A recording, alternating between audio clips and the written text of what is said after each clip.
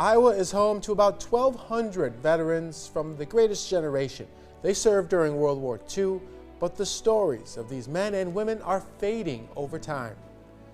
One Iowa veteran did her patriotic duty during the war. She served in a lesser-known branch in the Navy, and to this day, she's proud to have worn the uniform. It's a whole different life.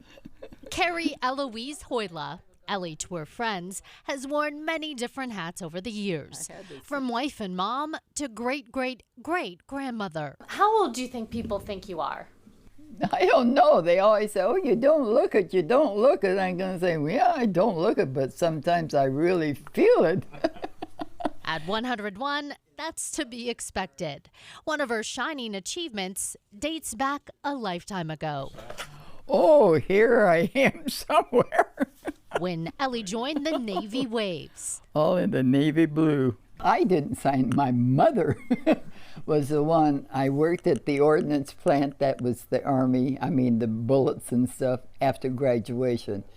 And she said, that's no place for a girl to be working. So you're going into the service.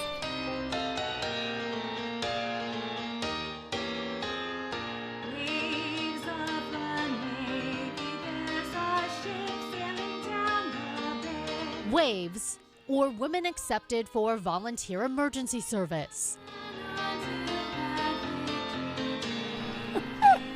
My goodness, I sure didn't know I had all of this. 8 decades ago, this small-town Iowa girl took the train to the Big Apple. The tests and things you gave me, I guess my typewriting, which was from school, really was the only thing that showed up. So they sent me to San Diego, California, to a camp that was for teletype, and a teletype is a typewriter. From one coast to the other, the Sergeant First Class lived in the barracks with other Waves, doing her duty for our country. And did communication to the ships, so the sailors could come out and go, you know, farther.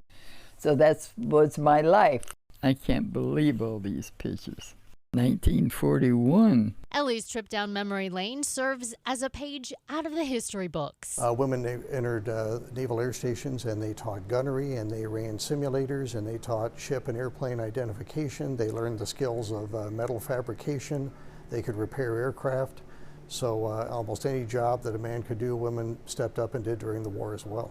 A display at the Gold Star Museum at Camp Dodge highlights the wartime contributions of Iowa women. By the end of World War II, the Waves numbered about 80,000 strong. There were so many personnel that it freed up enough male personnel to man 10 battleships, 10 aircraft carriers, 28 cruisers.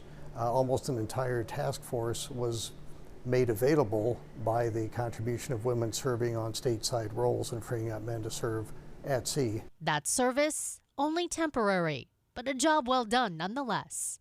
After the war, Ellie came back to Iowa with a new husband. I went in on 43 and I got married in 45.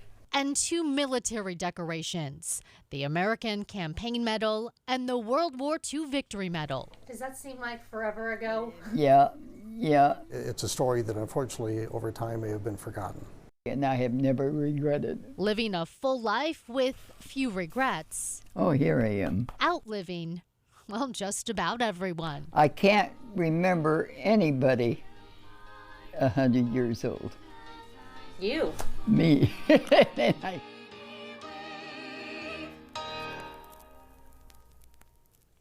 That was Janae Town reporting there. And Ellie credits spending some of her golden years as a snowbird in Texas, dancing and playing volleyball as one of the secrets of her long life. Go. Well, man, if Yes. I was in Texas dancing and Right. having a good time, Ellie knows we'd be how to living it live. up. I love that. Well, I love that story. So interesting. Yeah.